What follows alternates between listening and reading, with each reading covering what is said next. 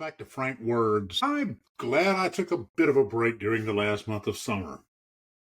I haven't been podcasting, but I've been thinking about some stuff that I really am eager to share with you. I began this podcast several months ago because my life focuses on being a whole person. I took a giant leap forward 30 years or so ago when I began to see ever more clearly that the goal of my life was not to be good or great or outstanding or award-worthy, but to be whole. I had come by that time to believe that the route to wholeness was not to go somewhere else, but to journey into every part of my own life, beginning with my body, claiming every part of myself. So a little over a decade ago, I went on a weekend retreat with an organization called the Mankind Project.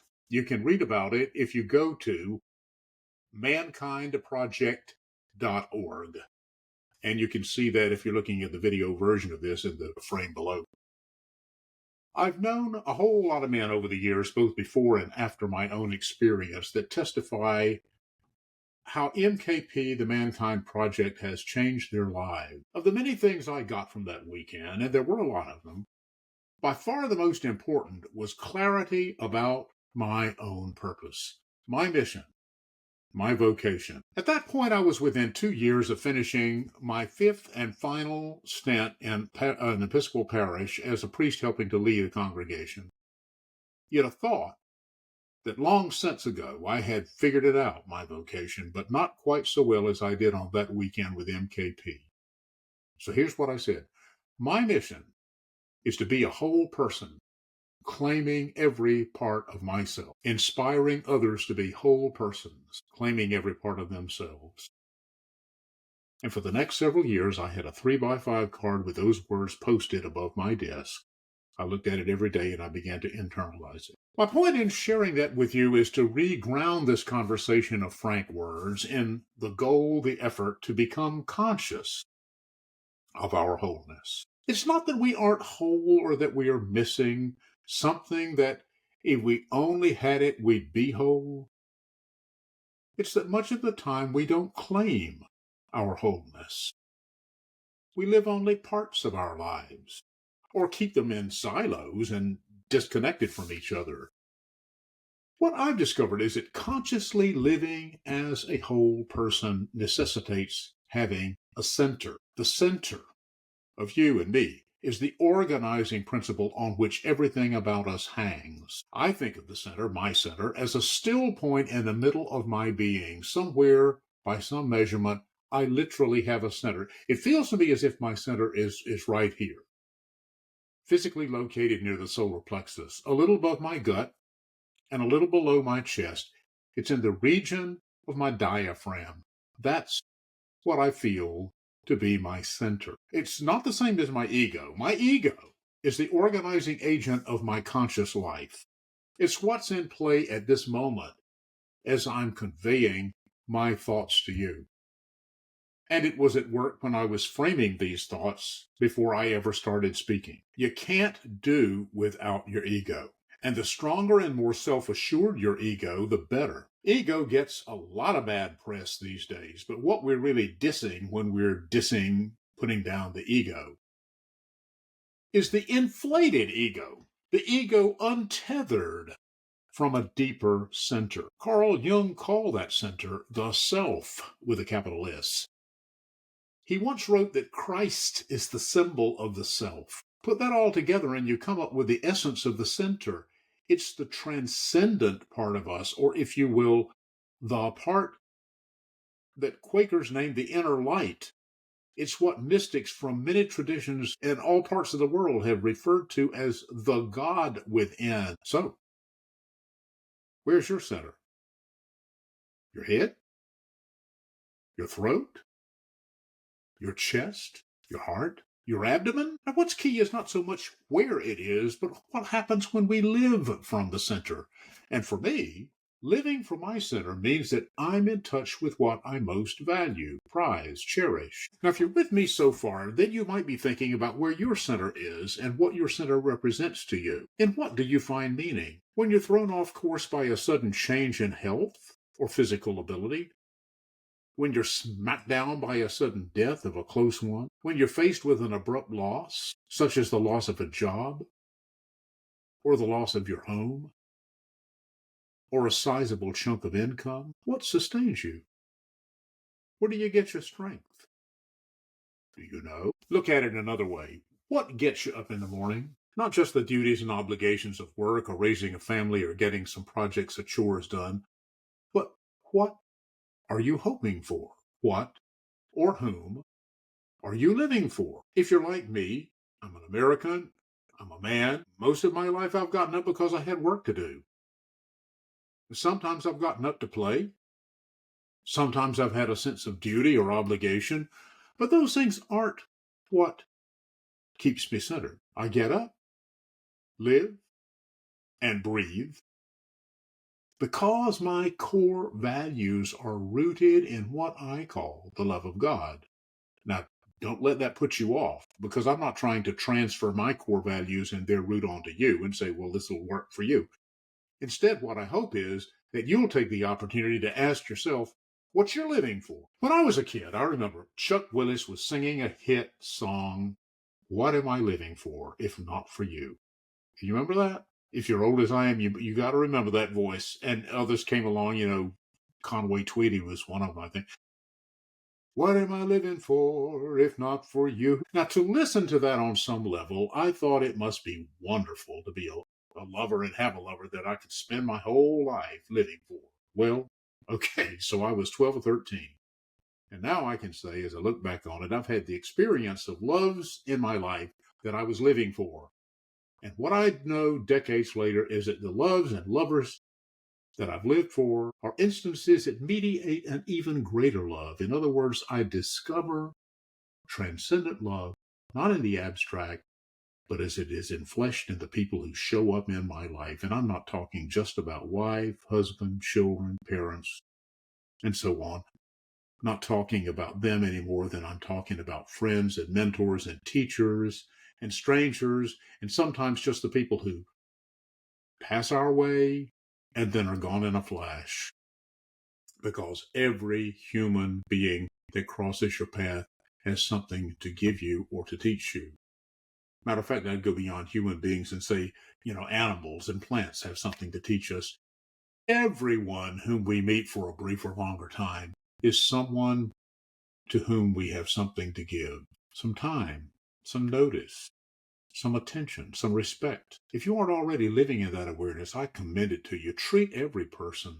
The man in front of you in the checkout line at Home Depot, the clerk at the corner bakery, the busboy that pours you water when you have lunch, the woman that you see in the hall of the hotel you just checked into, how she's busy changing beds and putting out soap and cleaning rooms. She and everyone whose shadow falls across your path is worthy of your attention. Now, I hear a voice that says, well, what about the asshats that cut you off when you're driving or snap at you when you're trying to find your seat in a darkened theater and you mistakenly kick them as their big feet are the things that you're crawling over to and stumbling over in a darkened theater? What about the neighbors who keep blocking your driveway? Well, I don't have any answer to that other than to say that it's a lot easier to deal with such annoyances if I have a center to which I return regularly to touch base with what I truly value, an exercise in remembering what I'm living for and whom I'm living for. I'm sure you know what it's like to be committed to things or people that after a while just wear you out.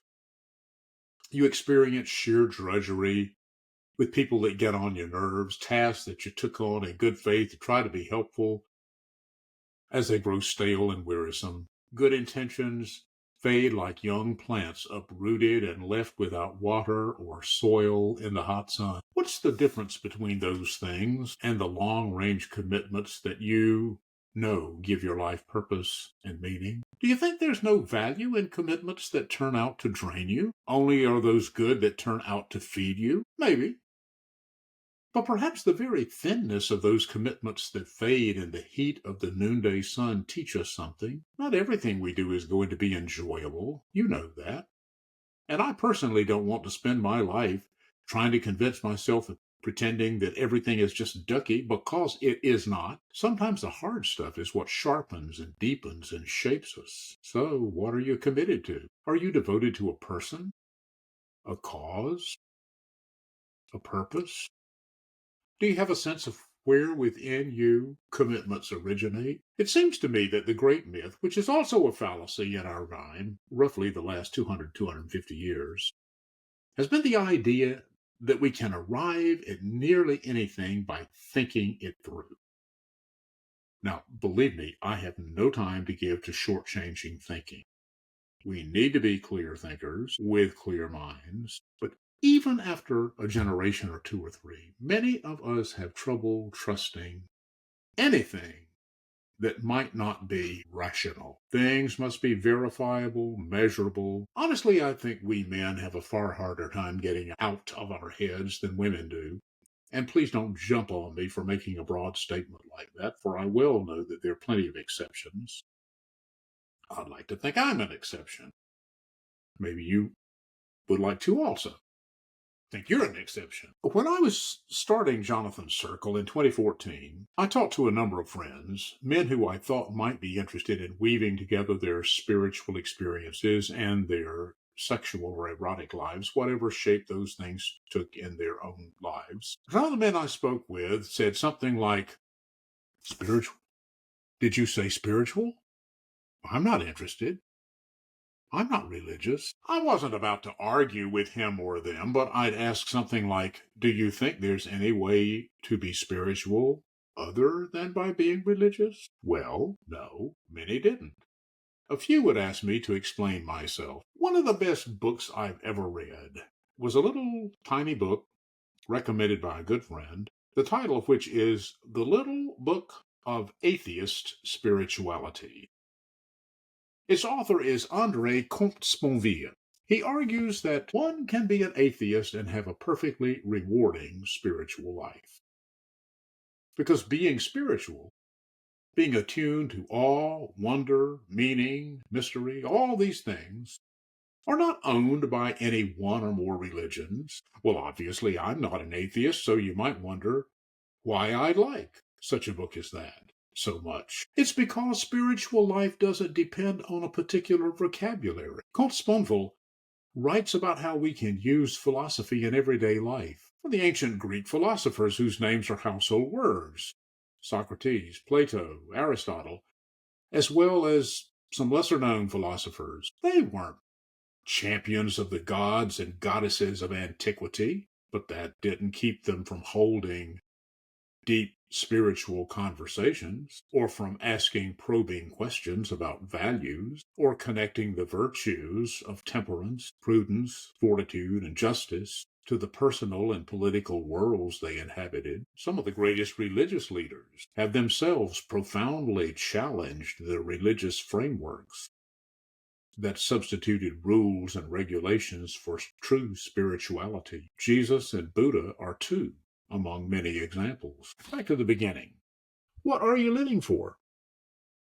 What are you spending your discretionary money if you're lucky enough to have some on? Ours is by far the most drugged, anesthetized, unhappy, disenchanted population that has ever lived on Earth. All my life it's been becoming more that. I think you might agree that unless we differentiate ourselves from the many who really don't know why they're living and what they're living for, unless we're willing to stop just being blind and following the approved social pathways that we've inherited as the right things to do, the correct ways to be, then we're probably slated to wake up in midlife or beyond and find ourselves singing the old song of Peggy Lee. Is that all there is? Is that all there is? If that's all there is, my friend, then let's keep dancing. Let's break out the booze and have a ball, if that's all there is. You have a choice. You can wake up. You can become conscious of who and what you are. You can tune in to the glory of the world around you and the pain and joy of its inhabitants. You can throw yourself into the fight for truth and justice and freedom. You can believe. You can choose to make a difference. You can decide to stop punishing or abusing your body and take a step towards freedom by saying, along with hosts of others, I admit it, I'm powerless to change, but I'm willing to set my feet on a new path. I'm going to choose trust over cynicism. I'm going to choose giving over acquisition, listening over controlling. I'm going to choose humility instead of hard-heartedness. What have you got to lose? Only your life, your soul, your center. The wonder is that no matter how old or young, how battered or strong we are, returning to the center is an option as long as we're living and breathing. It might be that the last option we try is the one that will heal us and make us whole. Thanks so much for listening again to Frank Words. I hope that you'll be back with me, and we'll look at some other things that are to the point of how to become and live as a whole person. Let me know how you're thinking about it and what you think about the podcast. I appreciate your comments, and you can find it in the frame below. Take care, and we'll see you soon.